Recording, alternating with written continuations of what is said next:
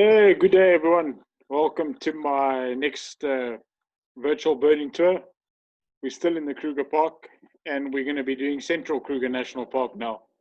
So just for those of you that are joining, if you didn't catch the first one, I've been doing a couple of virtual birding tours. During this crazy time with the COVID outbreak, we're not able to guide and get out there and do what we love. So I've done a couple of virtual birding tours for people to enjoy and see what we get up to here at Nature Travel Birding and here in Kruger, Nature Travel Kruger. And because I can't guide, cannot earn income at the moment, so I thought of doing these for people to enjoy. And if you've enjoyed them and would like to make a donation, then you'll see at the end I'll have my PayPal link up, or for any local South Africans, you can contact me for bank details. I've done a couple of virtual birding tours so far. So I've done Uganda, Costa Rica, Northern India, and then I did Southern Kruger. This one's Central, and I'm also going to be doing Northern Kruger National Park. So find me on the YouTube, subscribe, and then you can follow what we're up to. So welcome. Grab a cup of coffee or a local brew and enjoy. So a little bit about the Kruger Park. It's an incredible game reserve. It's probably one of the top game reserves on the African continent. Plenty of incredible birds, amazing wildlife. It's a massive park. I mean, Kruger Park is 2.2 million hectares in size. The park, if you equate that, that's about the size of Israel, Mississippi, the state, or Wales. So it is a massive, massive park. It's a long park. It's almost the shape of an L. You'll see now in the maps. And the biodiversity is incredible. The bird life, over 500 species of birds have been recorded in the national park. Of course, some of them will be vagrants and rarities. Over 150 species of mammals from the Africa's Big Five. Incredible sightings of lion, leopard are seen in the park. We've got cheetah, one of the greatest or biggest population of your Cape hunting dogs or African wild dogs in the Kruger National Park. Black rhino, white rhino, small things like serval, genet, caracal.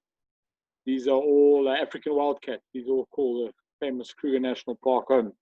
My opinion, any wildlife enthusiast needs to visit this park. Any birder really also wants to spend time in the park. So because it's going to be focused on birds, but I'm also going to be including some of the wildlife we can see, and you'll see that in the first one, the Southern virtual tour I've done.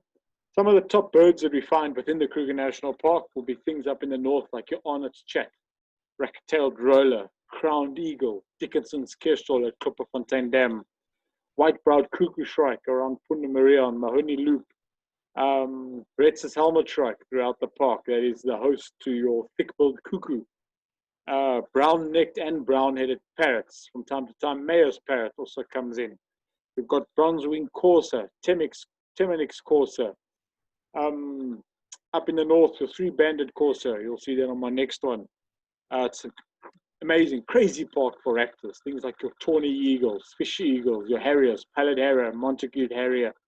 You'll see it in this one, especially in your grassy plains in the central parts of the park.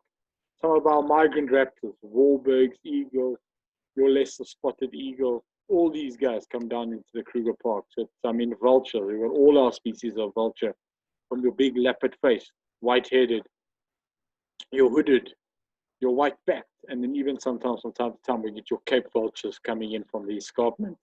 We've had Egyptian vulture, rarity last year near the Letaba area.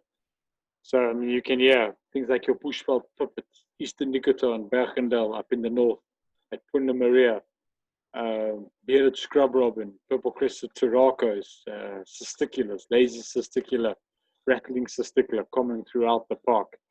Eurasian hobby, sometimes a more falcon. Red-footed falcon has been seen a few times near Malalan. Dusky lark, bone spine tail, your swifts, great for water birds. Goliath heron, saddle-billed stork, yellow-billed stork, giant kingfishers, pied kingfishers, half-collared kingfisher.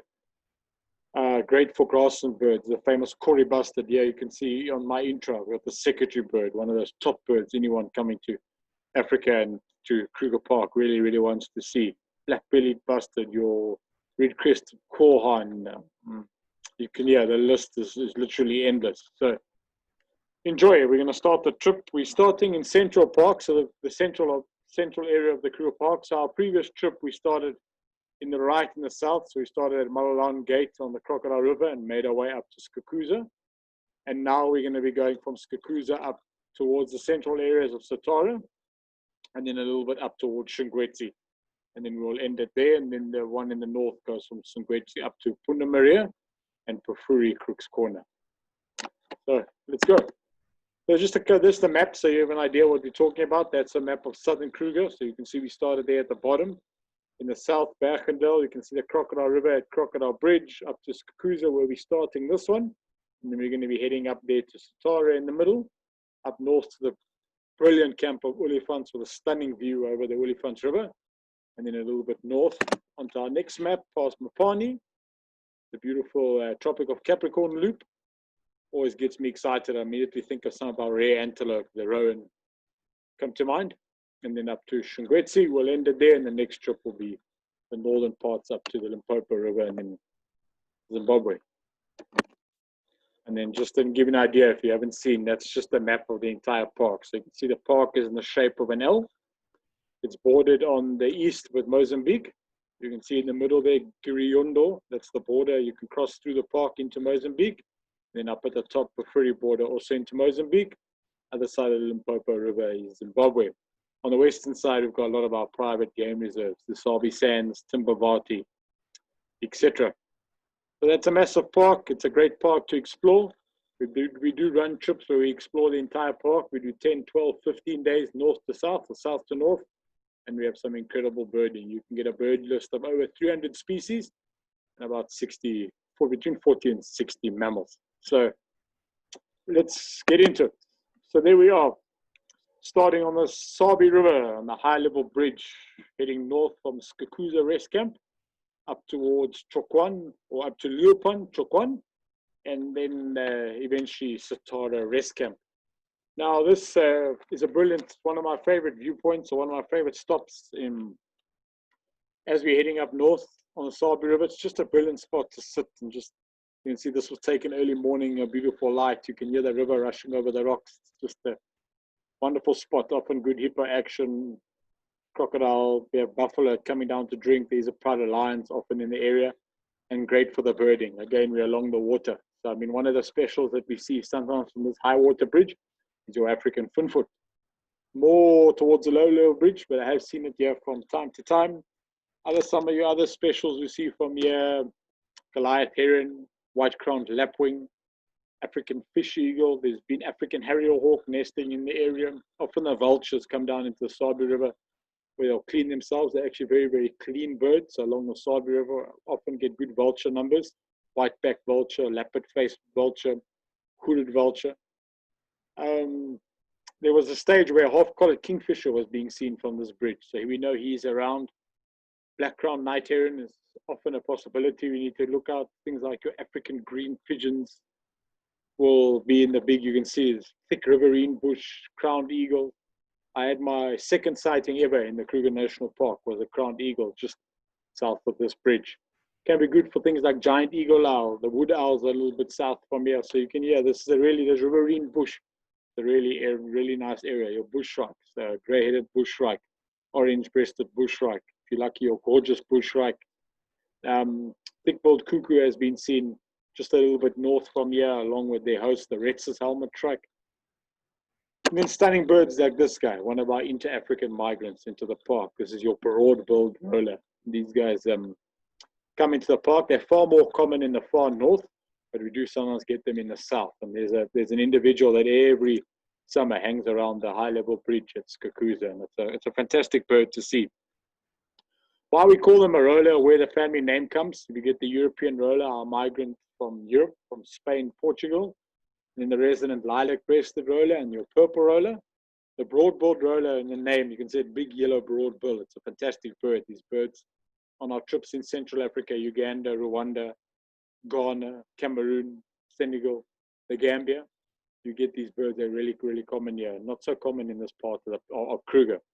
And the word roller, or their family name, it comes from the way they display or the way they fly. They will roll in flight, and that's where their name comes from.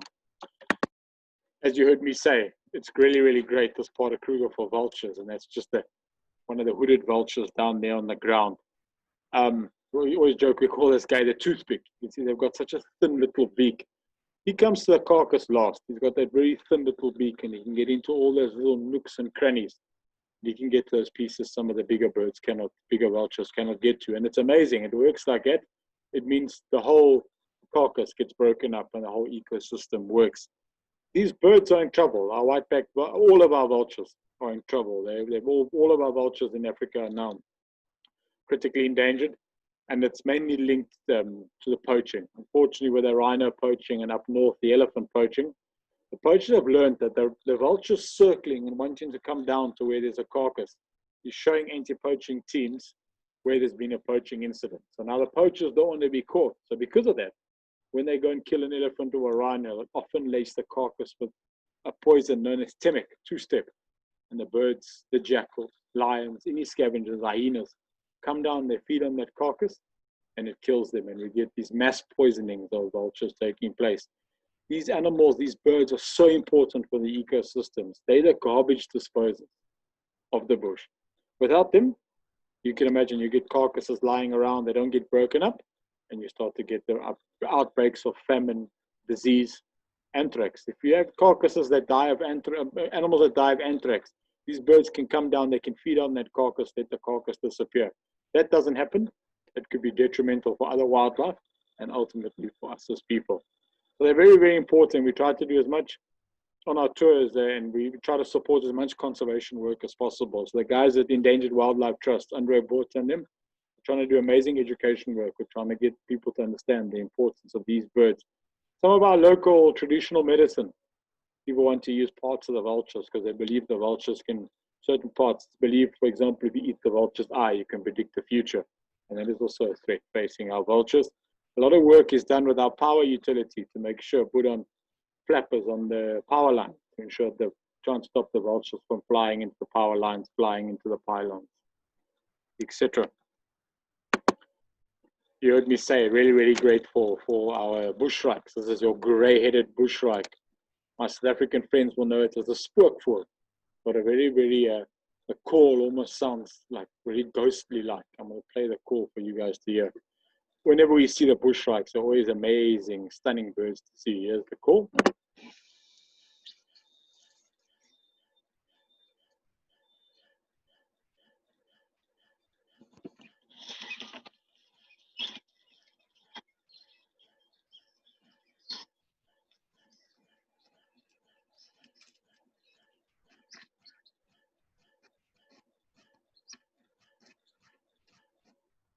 Yeah, I can see that like that.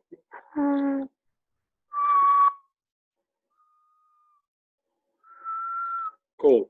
And it's often we'll hear the bird calling and then a bit of investigation into the trees and the shrubbery. We'll get these birds to come out. The bushshrikes are a family of African birds that people really want to get their hands on. So when you spend time, for example, in Uganda, there's a couple of you get your Ludwigs and some of the other bushshrikes you're really trying to look for. So these guys, it's always on our trips in the Kruger National Park, in any part, you often get quite lucky and get great views on the different bushshrikes. And woodpeckers, they're also right up there. Here we've got the golden-tailed woodpecker. The area around the Sabe River and then going up towards Chokwan is really good for woodpeckers.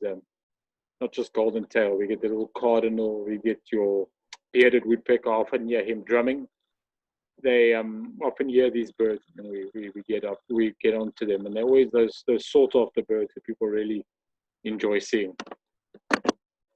What's always interesting with the woodpecker, and I just include this picture, is how that tongue works. They're such interesting birds. You know, you see that bird sitting there hammering away like that, and you can see from this picture really how long that tongue is. And that tongue, you know, when they're hammering it, they're actually feeding on insects. And then when that beak is in, that tongue can shoot out and it can feed on the insects. It's just amazing to see how this bird has been adapted for that kind of behavior. They've also got special cushioning on the front of their beak, so when they hammer like that, it doesn't basically give them a headache, and really just able for them to, how they've just adapted to be able to do that. Of course, you've heard me say the Kruger Park, famous for its birding, one of the top birding destinations on the continent, but it's also famous for some of its wildlife. And often we're extremely blessed on our trips. We get to enjoy sightings like this. There's a beautiful leopard up in the tree. This was taken just south of Chokwan picnic site when we were on our way. And sometimes the bush gods just have things in place, and this is the kind of thing we get to enjoy. I've yet to do a birding trip a couple of days in the park where we don't come across leopard, because we're driving slowly, enjoying the birds, looking in the trees.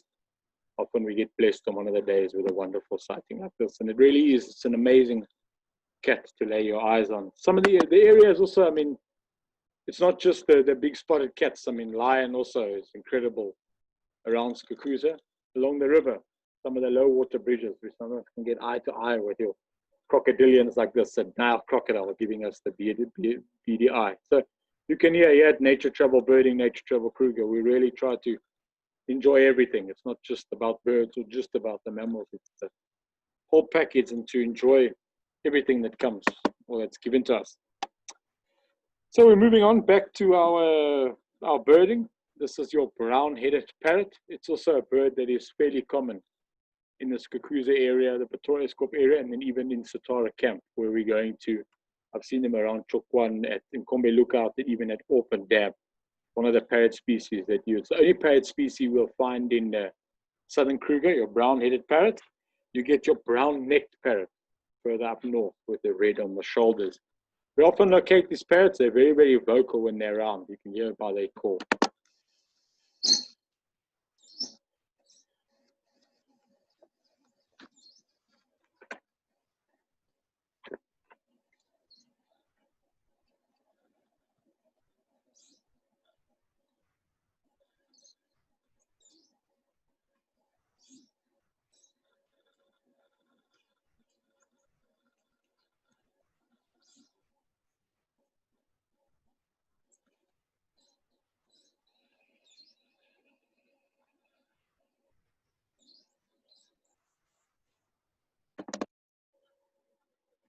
There we go, an African hawk eagle. This is a bird we often pick up in this area of the park when I do my trips. There seems to be a pair that breeds in the area, but the area is really, really good for other raptors as well. As we move away from the river, it starts to open up and we start to get into we head towards the Lebombo Mountains and start to get into this open grassy plain. So we start to pick up some really good raptors. In summer, it can be incredible when we've got all the quillias, all your red-billed quillias are around and nesting. You can imagine that attracts in the raptors that feed on them, and you can sometimes have big gatherings of raptors gathering around to feed on these guys. And then sometimes when it's in our rainy season and after the rainstorm, we get the termite emergers coming out.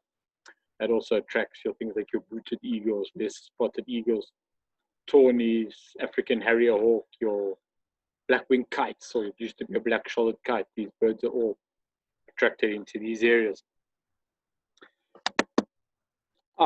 One of the charismatic birds of the Kruger Park, your southern ground hornbill. There was a stage they've moved now. I don't know what disturbed them. Was a stage where actually we knew where there was a pair that were okay. These birds only breed every 8 to 9 years, but they seem to be hanging around. We're actually in a nest. I haven't seen them now for a while. But these birds, we get them throughout the park, but quite often around the Skukuza area and heading up to Chokwan, even heading on the H10 up from Lower Sabi, you'll come across these guys walking on the road, looking for food. They're carnivores, so they'll eat meat. So they're often catching snakes, chameleons, lizards, other birds, tortoises. They use that big, powerful beak to help them with their feeding. It's one of two species of hornbill or ground hornbill in Africa. This is your southern ground hornbill. Then we get your northern ground hornbill or your Abyssinian ground hornbill north of the equator. And Abyssinians have quite a lot of blue around the face.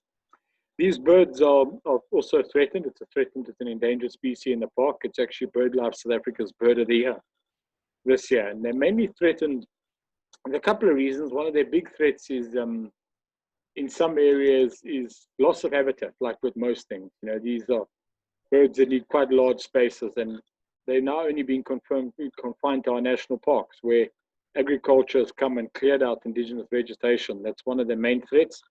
And the other threat, indirectly, they've got themselves to blame, is the way that they breed.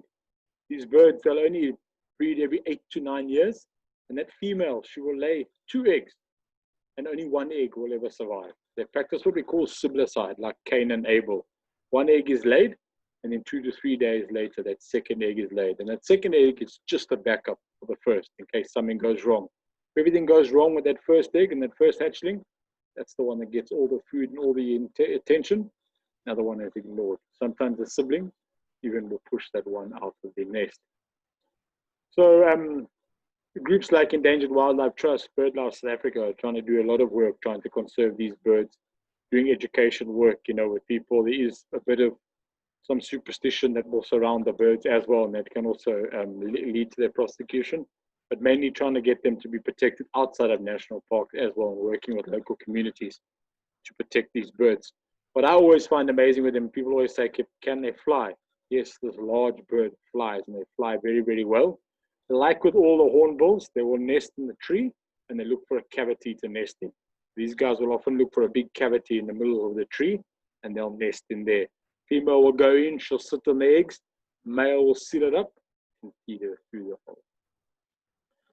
So back to some of our other raptors we get in this, or moving up in this area. We're always on the lookout for our snake eagles. 2 species found within the Kruger National Park. The picture here is a brown snake eagle. Look at that beautiful yellow eye. And then we also get the black-chested snake eagle.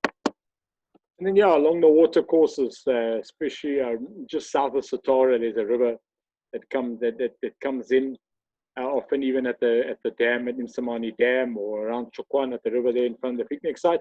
You'll see a hammercorp. You'll see their big nests up in the tree. They have all these big stick nests, and they just keep adding more sticks every year, and the nest just gets bigger and bigger.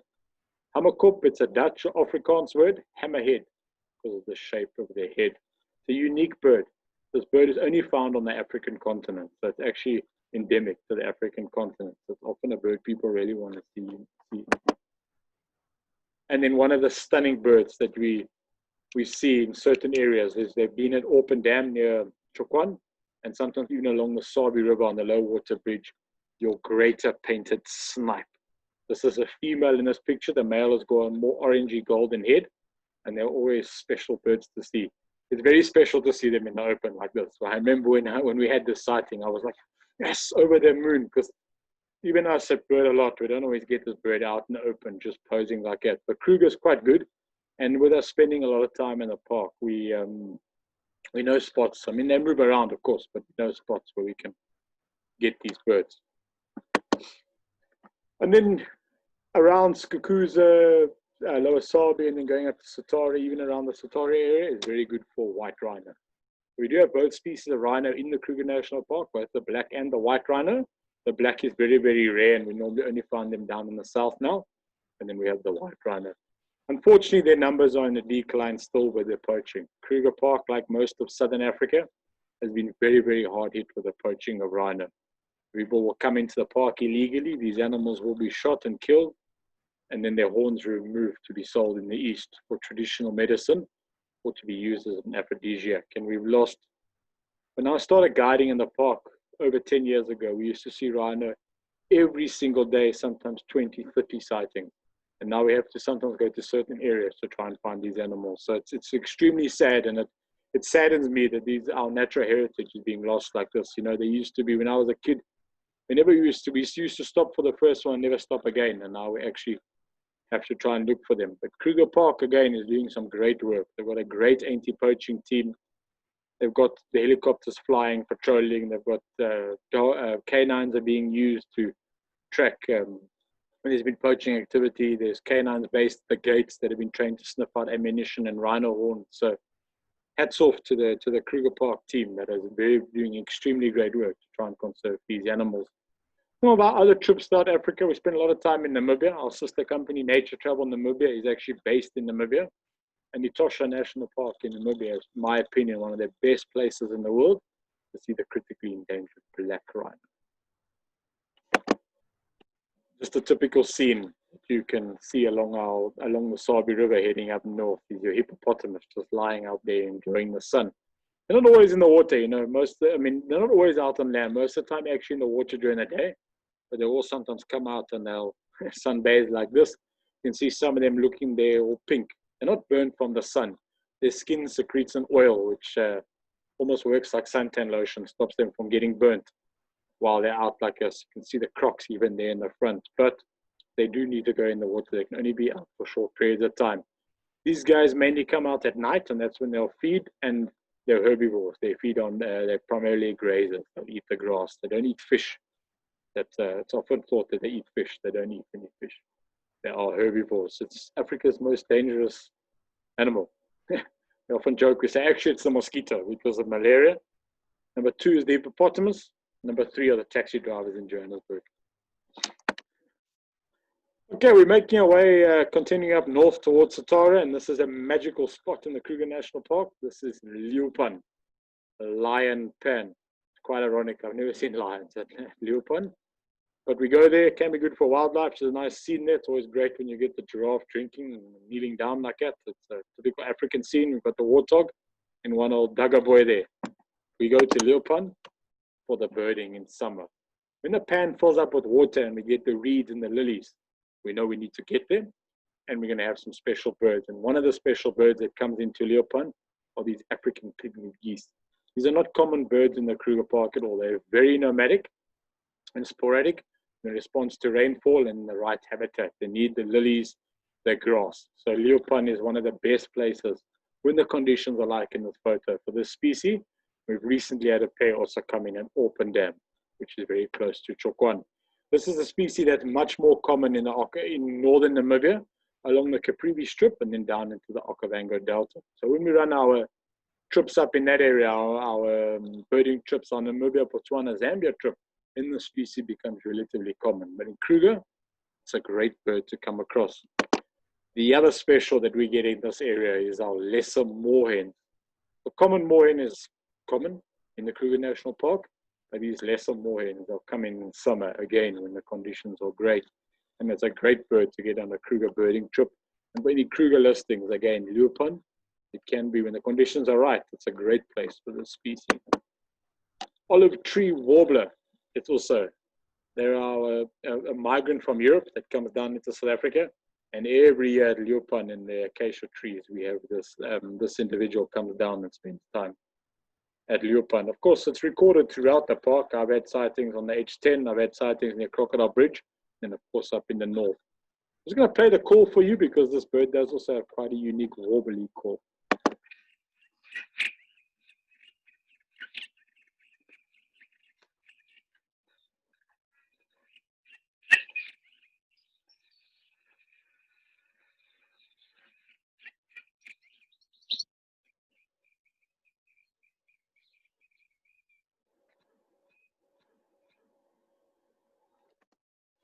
And this is another one of the special birds that we get that comes into Leeuwpan. This is not an easy bird to see in the Kruger Park at all. And it is your yellow-crowned bishop. It's the only place in the park I've seen this species around Leeuwpan. I know there are sightings from the north near Pafuri. I've only ever seen them at Leeuwpan. Just for some of our local listers that might be interesting. It's just a stunning bird to look at as well. The Leeuwpan area is an African open-bill stork. Leeuwpan area is great for water birds. You can imagine it's a seasonal pan that fills up with water. So you get these open-bill storks that come in there to feed. They actually many feed on freshwater snails. Hence that slit in the beak, cracking open the snails. Things like your white-faced whistling ducks there. In front here, you've got a knob-billed or a comb duck. Really good for waders, marsh sandpiper, common sandpiper, wood sandpiper, black-winged stilts. All your water birds. I've had pied kingfisher, even giant kingfisher there before. Very, very close to Leeuwpan. We're just going to head slightly more north and just take a slight detour, and we're going to go up to Mkombe Lookout. It's just one of those magical lookouts we have in the Kruger Park. You just look out, and as far as you can see, it is all national park and all wild, and it almost gives you. And where I'm here, I think I'm back to our trips in Kenya and Tanzania, and I'm on the open plains like that. And it's always good coming up here, a special place, just magical up here, a good place to stop, have a midday or a mid-morning coffee and rusks, traditional biscuits in South Africa. We dunk in our coffee, take a break, take it all in, and then continue up towards Chokwan for breakfast. So we're moving on now. From Mkombe Lookout and Chokwan Picnic Site, we make our way up towards Satara, which is in the center of the park. And this is just some of the beautiful landscapes and typical scenes we get in this part of the Kruger Park. It's your northern, your central open, beautiful sunsets. That's the camp, the front of the camp. That is the rest camp. You can see the restaurant in the front, and then it's got a lookout onto a little waterhole where there's always zebra, wildebeest. I've had lion around the fence as well. So it's just we're now in the central grassland areas of the Kruger National Park. And this is one of the big targets, one of the great birds we're looking for. We get them coming up from low, as soon as you enter the grasslands north of Lower Sabe, and then around Satara, the S90 is really good for them. And then going up towards Olifants is your Kori Bustard, one of the world's largest flying birds. And it's always a target for people to see on our trips when we get to the right parts of the Kruger National Park. They yeah, if you've never been to Africa, this is one of those birds, along with a secretary bird, you really want to get your eyes on and have a good look through binoculars. And sometimes we get nice open views of them. The Satara and the grasslands are famous for the two harriers in summer that come in. So this is a pallet harrier, and then Montagu's harrier also comes into the area. This photo it's not. These birds move so quickly, so trying to get photos is near impossible. But this bird was photographed just north of Satara camp one morning. You can see that black underneath the wings. The Montagu's doesn't have so much black in the wings like that. This area, I mean, this is depending on the local conditions. You can see the grass is quite short there, and the area had been burnt. This is on the S90. The S90 is a fantastic route to go birding on around Satara. Apart from being great for mammals, big elephant bulls in the area, often a pride of lions in the area. Can sometimes get white rhino. It's very, very good for your grassland birds. So things like your chestnut-backed sparrowlarks, sabota larks, African pipits, grey-backed sparrowlark can come in if conditions are right. You can even get lark-like bunting if things are right. And then this guy, we had Caspian plover, was spotted on the S90 at the end of last year. It's a really, really good bird to see in the Kruger National Park. So it's that typical open grasslands, pipits, larks, etc. But and offer some exciting birding if you're awake and just keeping your eyes open for what could be around. In Satara camp as well, the camp has got some great birding. One of the special birds that you can get in Satara camp, yes, I know it's just a sparrow, but this is a Cape sparrow. And Cape sparrow is not a common Kruger bird at all. And there's this individual that hangs around Satara camp. If you walk around the camp, around the circles where the huts are, you will eventually find these Cape sparrows in and amongst the house sparrows and the southern grey-headed sparrows. The camp's good for weavers, red-billed buffalo weaver. It's really good for owls at night, both especially African scops owl, pearl-spotted owlet, bush shrikes all over, often raptors flying above the camp. You can sit in the camp, look in the sky, get numerous vulture species. You can get tawny eagles coming over, marabou storks coming over. It's a really good camp to spend some time birding in. Gives you a chance to really photograph some of the more common birds, but just as special, like this Cape starling. It used to be a Cape glossy starling. The Birchall starlings are in the camp, and they're opportunistic. They know that there's food in the camp. So the hornbills, both yellow-billed and red-billed hornbills, African mourning doves, they hang around the accommodation because they know that they might score some scraps that are around. The camp is really good for greenwood hoopoe. You walk around the camp, and especially where the bigger marula trees are, often you'll see them moving in the marula trees, lifting up the bark, going for any insects, scorpions, etc. underneath the bark. Masked weaver, acacia-pied barbet is in the camp. It's really good for woodpeckers, golden-tailed, bennets, and bearded woodpecker are all resident in the camp. And always listen for the southern black tits as they move to the camp. Waxbills, blue waxbill, African firefinch, sometimes red-billed firefinch, and always keep an eye out for violet-eared waxbill. Really, really good chance for violet-eared waxbill if you go towards the bird hide, Sweni bird hide on the Lebombo Mountain. There's a very, very good chance to get violet-eared waxbill over there. Mocking cliff chat is resident in that picnic site, and it's also a really, really good ear. The Sweni bird hide is a very, very good in summer for blue-cheeked bee-eater. You heard me say your African scops owl. They're resident in the camp. I know a couple of places within the camp, around the camping site itself, and even sometimes around the main reception building where the bird is on a day roost. It's going to play the call, so you can, this bird, often you'll hear the bird calling at night around in the camps in Kruger. Come on.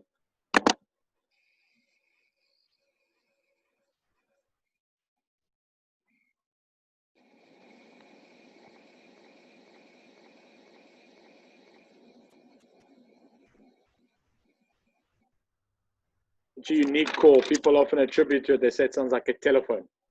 And I mean, most of the camps, you'll hear this bird calling from the camp at night. Always great to see them during the day. Well, it's one of our other hornbill species. This is an African grey hornbill. Typically more, I mean, we get them throughout the park, but quite common in the more open areas of the park. And again, the hornbills are such unique birds in the sense that the way that they nest, you know, making a hole in the tree, and then both the male looking after the female while she's on the eggs, and then both male and female involved in rearing the youngsters. So the other species of hornbill in the park, yellow-billed hornbill, your red-billed hornbill, we get crowned hornbill, trumpeter hornbill, and then as you've seen, your southern ground hornbill. Always a nice bird to see, especially when they come out and open like this, or your common button quails, or it used to be a Karichani button quail. This bird, they're really, really common up and around, in summer around the Satara area. And sometimes they'll come onto the road like this, so you see them in an open area and you get good views with them. It can be frustrating, because sometimes all you can do is just hear them, or you flush them with the vehicle and then they're gone and they shoot into the grass.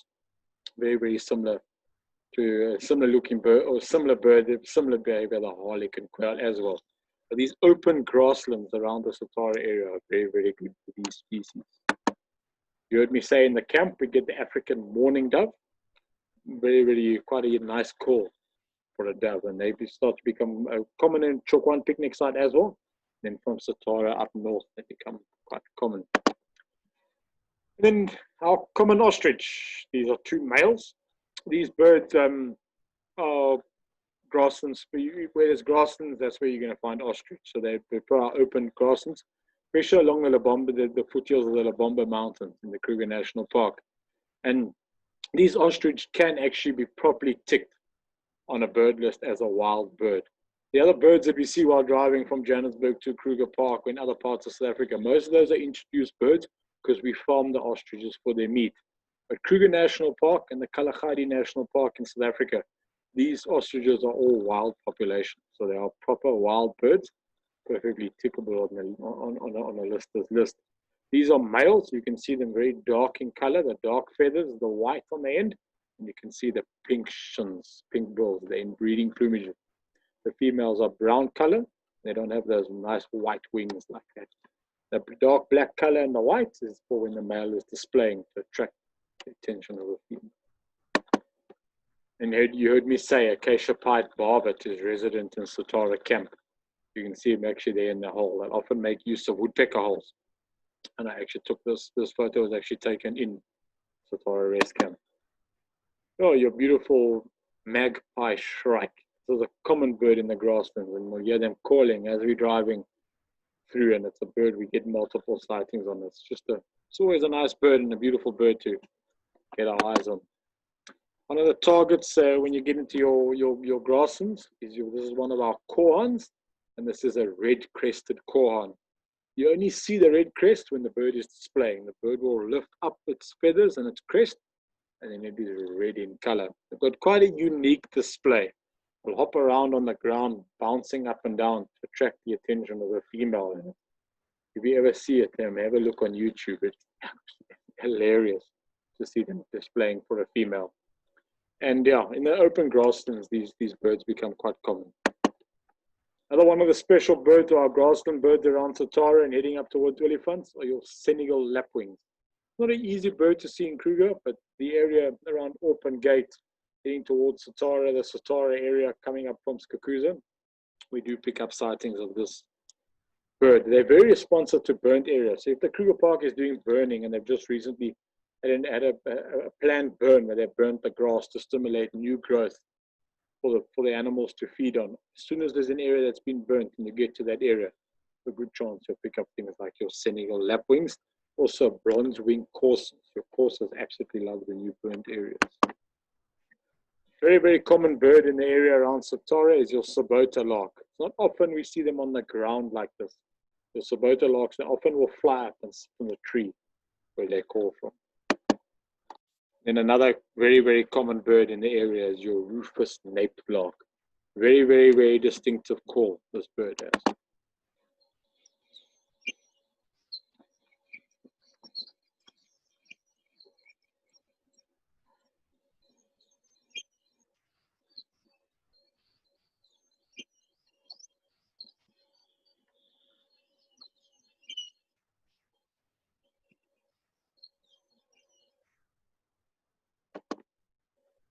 And then one of the other special birds we try to get our clients onto or to try to find in this area are two francolin species. This is a Coqui francolin, and the other bird that we get that's more common in the grassland areas is your Shelley's francolin.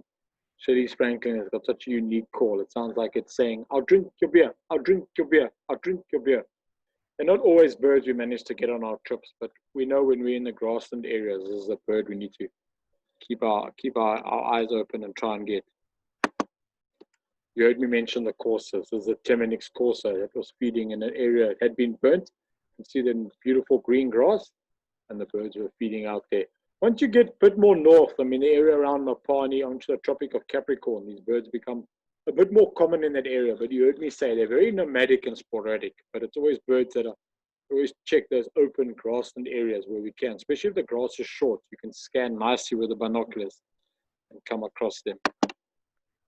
And then booted eagle. This photo was actually taken end of last year on the trip I was doing in the Satara area, and we had a typical thunderstorm, and it stopped, and there were all the termites out, and we actually had this booted eagle on the ground feeding on the termites, and it's a great bird to see in the Kruger Park, but to see it so nicely like this was just incredible. But it was so comical because everything was eating the termites, all the small birds.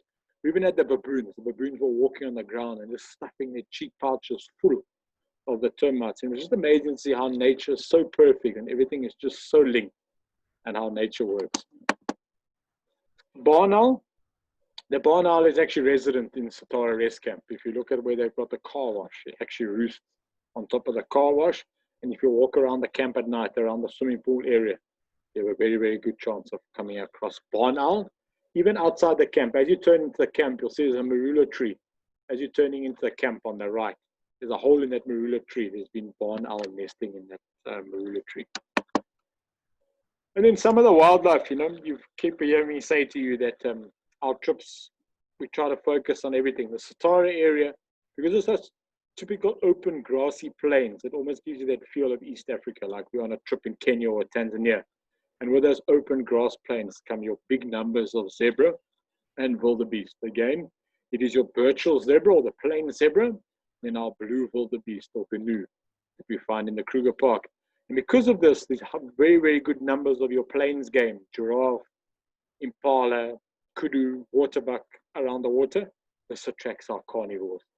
And with it attracting the carnivores, you can imagine, there's your blue wildebeest there. There's a quick difference between the species before I get onto the carnivores. You can see the blue wildebeest has got these black lines running down the flank and the black tail. The other species we get in parts of Africa is a black wildebeest. It's got a white golden tail and the horns are completely different to these guys. And that's what I was talking about. These large numbers of species, zebra and wildebeest in the Satara area, attract our carnivores. In my opinion, Satara could quite possibly be one of the best places in the park to see lions, especially big males like this. This was taken just south of Satara on one of my recent safaris, giving us that beady eye like that. And it's always nice to actually see lions when they're doing something, hunting or walking on the road, advertising territory, marking territory. Then they're interesting. When you find them in the heat of the day, they can be just sleeping there a little bit boring. Area is also really good for jackal. This is blackback jackal. There's the common jackal species in the park, and these are pups. They were actually denning just north of Satara camp last year, and we managed to get some nice photos. We do have side-striped jackal in the park, but they're rare. I've only seen them on one occasion, and I saw them near Satara going towards Sweni Verdide. And then inside Satara camp itself, we have African Wildcat is resident in the camp. So this female actually, she lives in the camp. She's actually had kittens. I've seen her the last time I was there, she had 2 kittens with her. And she lives in the camp. She's obviously learned that there's food around the camp, so she'll go around the camp seeing what she can find. but she's learned how to catch the swifts that nest underneath the roof trusses of the rooms. So late in the afternoon, if you drive around watching, you'll see her, and if you just sit there quietly and watch, she'll watch the swifts coming into roost, and then she'll spring up and catch the swifts. And it's always, this is an amazing animal to see in the park. They're difficult to see out in the normal park because they blend in so well, and they're in the long grass, you ain't going to see them. So Satara camp, apart from, it's also resident honey badger in the camp, but African wildcat is one of the special things we try to see while we spend a few nights in Satara. There's the honey badger. I will never forget the sighting. This was taken early in the morning while having coffee with my guest. Actually, if you look on the YouTube channel, I think I have a video of this. We were having coffee, getting ready to go out on our morning game drive. We heard the bins being knocked over and complete chaos. And this guy comes strolling around the corner. You know, honey badgers have got that real attitude. Honey badger don't give a damn, you know. And he had knocked over someone's bin, found a couple of bones from last night's barbecue or braai. And he was feeding on this. And I mean, that's the beauty of being out in the bush in Africa, is you just never know when you might have a fantastic sighting. Cheetah, one of the other great mammals and spotted cats we try to show our guests on our trips in Kruger National Park. Kruger's got a very healthy population of cheetah, about 200, 250 individuals in the park. And the Satara area, the open plains around Satara, going towards Sweni Bird Hide, or on the Sweni Road itself, and then heading up north, can be very, very good for cheetah. And this was taken, it's two cheetah brothers together like that, and they're just looking at each other, posing like that, and really just gave us a treat. And it's always special when we're out there in the morning looking for our birds, taking it all in, and you come across a sighting like this. It's what it's all about. It's what makes us so exciting to do what we want to do, and we just want to get out there and guide. And then, yeah, the scenery in the Kruger Park is absolutely fantastic, and the open plains when the sun sets like this, you're having your sundown after a great day's birding. Just doesn't get better than that. Huh? Typical wildlife scene as you head more north and you get your pools of water. This is a back shot of Insamani Dam. You can see some baboons there, your impala, warthog, waterbuck, etc., coming down for a drink. Yeah, we're now heading a little bit more north, and we're off to Olifant's camp. And this is the view on the Olifant's River as you head up to Olifant's camp. It's a fantastic camp. You literally up on the camp is situated on the top of the gorge, and you look down onto the river like this. And the Olifant's River is one of our biggest rivers that flows through the Kruger National Park, and you can imagine it attracts great water birds, waterfowl. There's black stork that nest in the area. It's just a scenic. You start to get some of our big elephants, some of our tuskers called Olifant's Rest Camp home. And it's the drive up. You drive along the Olifant's River. You get buffalo. It's an incredible drive, and it's a beautiful place to sit here and enjoy a breakfast and a coffee with this kind of view. The name Olifants, Dutch or Afrikaans, it means elephant or elephant. One of the birds we look for in the area, and we get quite often around Olifants, and even sometimes in the camp itself, is the stunning violet-eared waxbill. It's always just a beautiful bird, and always just a great bird to get views of. Other birds, African hoopoe, with a very distinct whoop whoop, whoop whoop, whoop whoop call. African hoopoe is often in Olifant's Rest Camp. They've got beautiful green lawns, and often you'll see them feeding there on the lawn. Similar to the species there, for anyone that's joining me from Europe or been on tour with me, similar to the species we get in Europe, the Eurasian hoopoe. This is just the bird that is restricted to the African continent.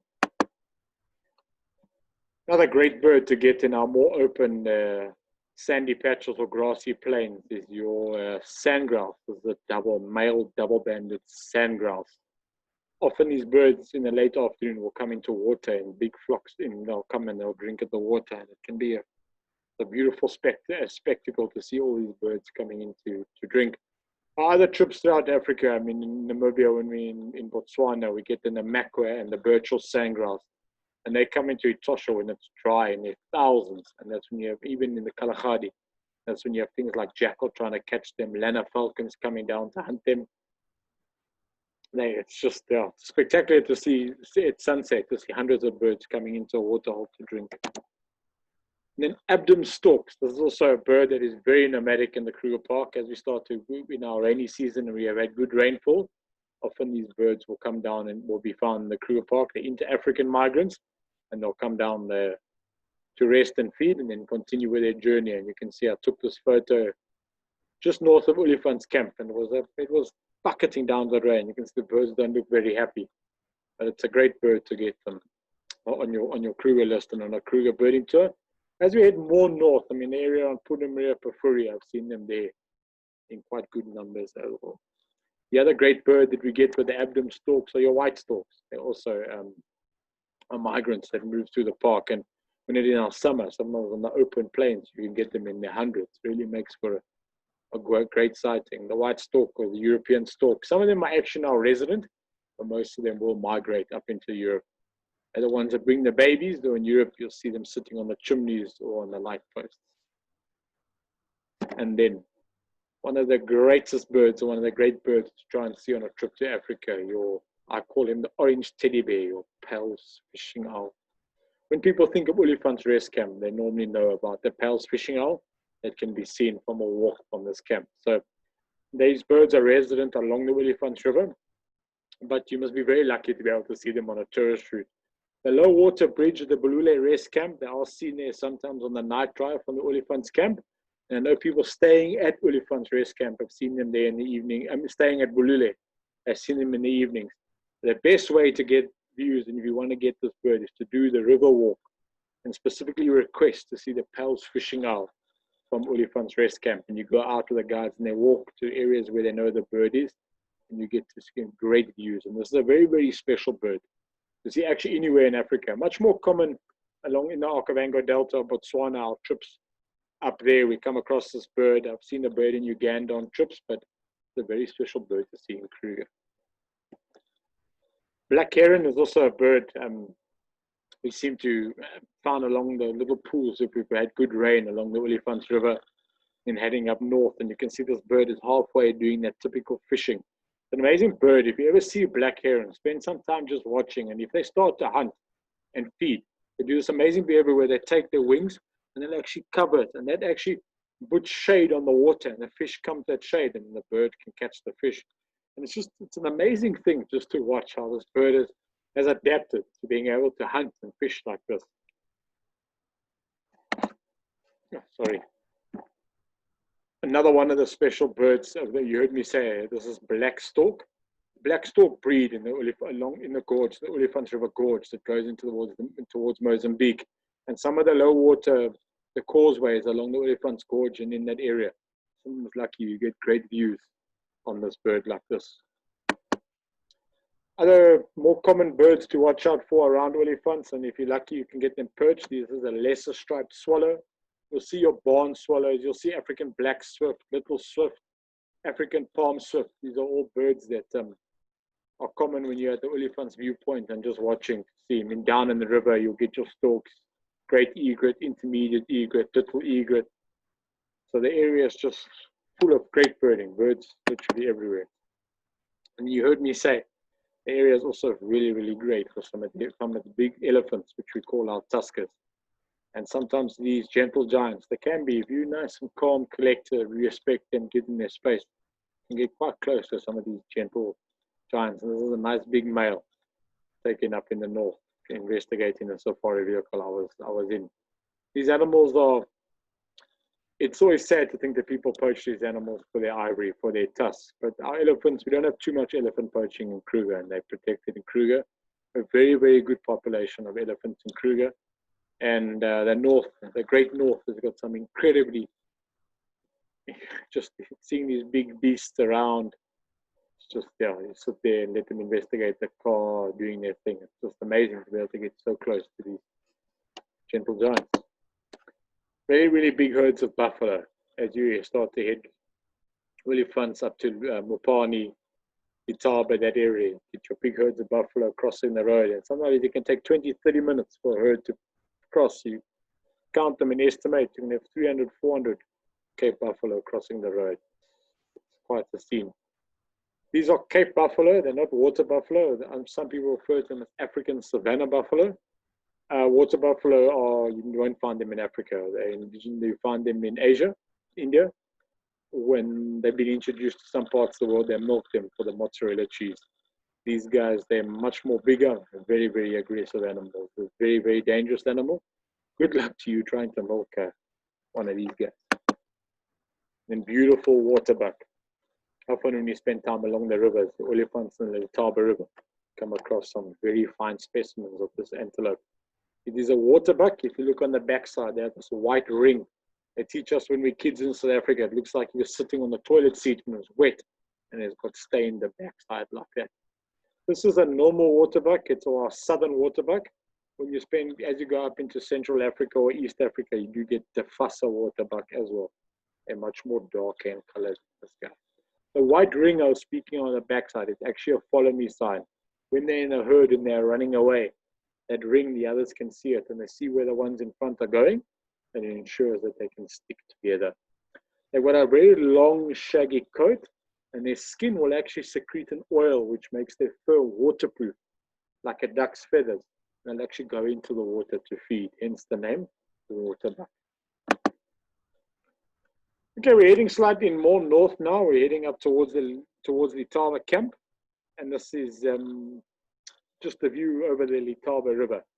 The bridges in the north it's really, really nice. You can actually get out of the safari vehicle, out of the car, get out on the bridge and spend time birding from the bridge and seeing what's in the river. This bridge is always, this is where the Egyptian vulture was seen, and I had my sighting of Egyptian vulture in South Africa and in Kruger was from this bridge. There's always crocodile, there's always hippos, there's always a kingfisher around, one giant eagle owl in the trees, other vultures flying ahead. I've even had African rock python on one of the pillars at the bridge. So it's just nice, stretch the legs, get out and see what we can find. Just the statue at the Letaba camp. Letaba camp is a camp it's well worth spending some time in, not just for the birding, but the elephant museum is in Letaba camp, and the museum is incredible. Not just because it tells you all about elephants and how amazing these animals are, but it's got some of the old tuskers, some of the giant tusks from some of our big elephants in Kruger. Duke, for example, Shingwetsi, some of the very, very big elephant bulls, their tusks are actually in the museum. It's just incredible to be able to get to actually, and it's the real tusks, the actual tusks. It's just, it's always, I've been there on how many times and always learn something new. So if you're at Letaba, please, it's well worth spending some time and checking out the museum. Another bird that we get in Letaba, this is your African barred owlet. This bird is a resident in the Letaba camp, around the camping area, and around the chalets and where the safari tents are. This barred owlet is almost always in the camp, and you'll hear them calling at night. The area around Letaba and along the river is very, very, very good for raptors. You get your tawny eagle, African harrier hawk, the migrant eagles coming in, marabou storks. It's just spending time in the Letaba area watching the skies. You're always going to be given some great sighting when it comes down to raptors. And it's always a good place to practice raptor ID as well, because the raptors move in the area. Lesser spotted eagle in summer. These birds are migrants and they come into the park in summer. These birds in the summer are very, very common in the Letaba area, and as you head up towards the Shingwetsi. Letaba has also played host recently to some very special rare birds in the Kruger Park, African skimmer being one of them. It was found by a very good friend of mine, John Anderson, the head guide in Letaba. He found these birds along the Letaba River, and they spent some time along the river, and now they seem to be making a range expansion, a comeback in South Africa. They've been seen outside the park near Palabora. And then they've also been seen, there was a bird that was hanging around the Sunset Dam near Lower Sabi. It just shows you while you're out birding, it's always, you never know what you can come across. And then just recently at the end of last year and then now, there was collared palm thrush, also found by John Anderson in the camp, and was actually in the camp and visible from right in front of the restaurant, moving around in the palms there. I was lucky enough, managed to get up there and managed to see the bird. And at the same time, I had black-throated wattle-eye. It is also a great bird for this far south. They're normally only up in the north near Pifuri. White-crowned lapwing. This bird is resident on both the Letaba and the Olifants River, but often seen from Letaba camp itself. This bird has got quite a limited distribution actually in South Africa, and Kruger Park along the main rivers is one of the best places to come across and see this species. Red-capped robin-chat. This bird is resident in the camp. If you do a walk around the camp, you'll get white-browed robin-chat, white-throated robin-chat, and red-capped robin-chat is also seen in the camp from time to time. Really good camp for woodpeckers, bushshrikes, buffalo weavers, swifts. Black swift is often moving around in the front, and you can look down the camp. It's got a walk that goes all along the river. In the thickets around in the front of the camp is very good for some of your smaller, your firefinches. I've had red-billed firefinch there, your waxbills. So it's a good camp, really. We always, and when I'm leading birding tours, I always spend a good amount of time walking around the camp and just exploring the camp on my trips. In the evenings is very, very good for nightjars. And the camp also has got European nightjar that roosts in the camp. These are summer visitors. They'll only be here in summer. And if you look at the fig trees around the shop in the middle of the camp and you scan, I'm often quite lucky and I come across European nightjar. The other big, really good place for European nightjar is at Tropic picnic site, and just north of Letaba when you're going towards the border at Makandezi picnic site. There's also European nightjar that roosts there. Other nightjars, fiery neck nightjar comes into the camp, and I've heard freckled nightjar there as well. Dusky lark is also another bird that comes into the Kruger Park in summer. It's much more common in the north. They come up from Congo, DRC, and then East Africa. And in summer, they'll come into the park. And often on the gravel plains next to the Olifants and the Letaba River, you come up with sightings. They can be sporadic. Sometimes we don't have any or one or two in the season, and sometimes they're everywhere. And then they even come far down south. But I do find the north of the park is a bit more common for the species. And then collared practical. Collared practical is resident on the Letaba and the Olifants rivers, more the Letaba. So when driving along, just watch these birds scan along the river, and you often come across these birds. You watch them in flight. You can see those black wing coverts. Or if you're scanning along the river, you'll often see where there's beautiful black wing practical is recorded in the Kruger Park. It's recorded more from the Tropic of Capricorn on that loop, but I know there have been sightings from the Letaba River as well. So it's always just good to keep an eye out.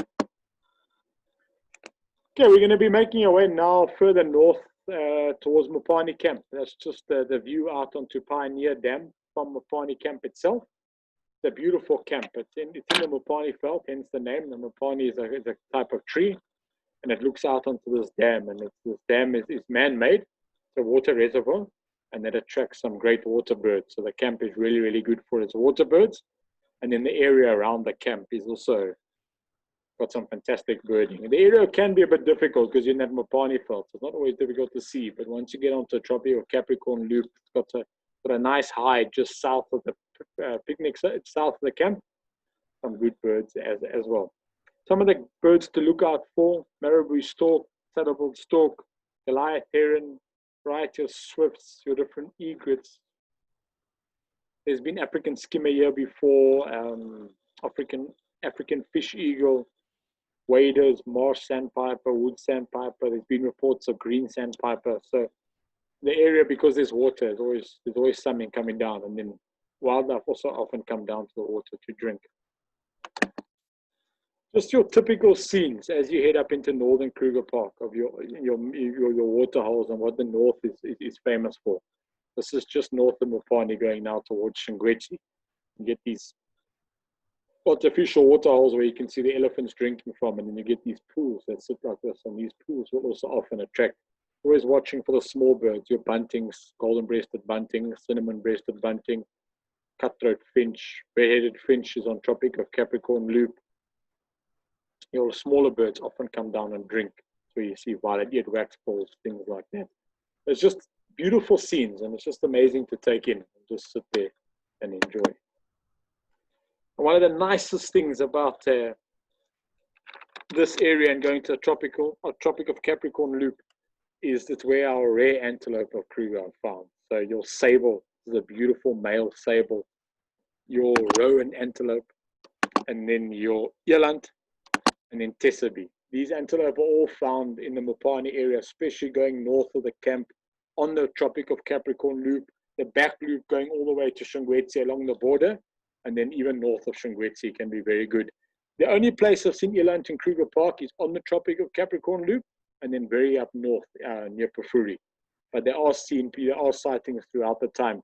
At Mopani, check at reception. They have got a book that's got the reporting of the rare antelope. But I always get excited when I'm in this area. I always do Tropic of Capricorn loop.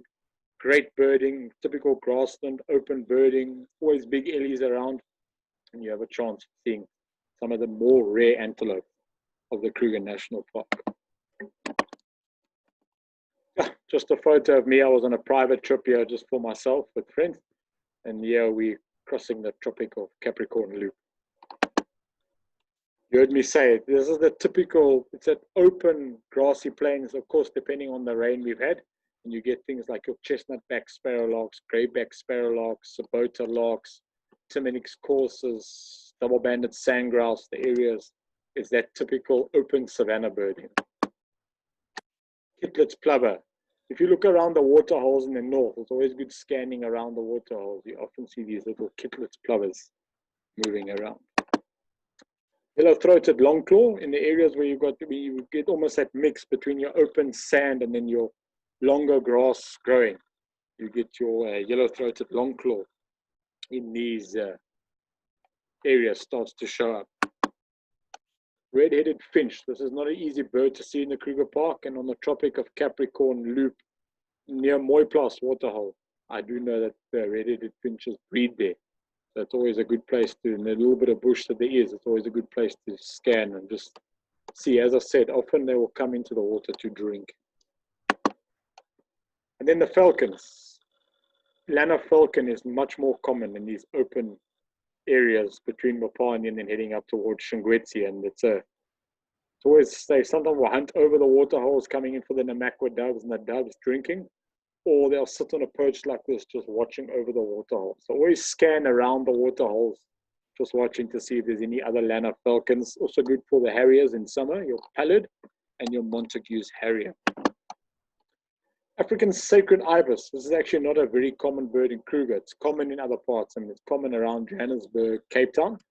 But at Mopani, at the dam itself, so at Pioneer Dam in front of the camp, and then at the bird hide, just south of the camp, you often come across there's often African sacred ibis there.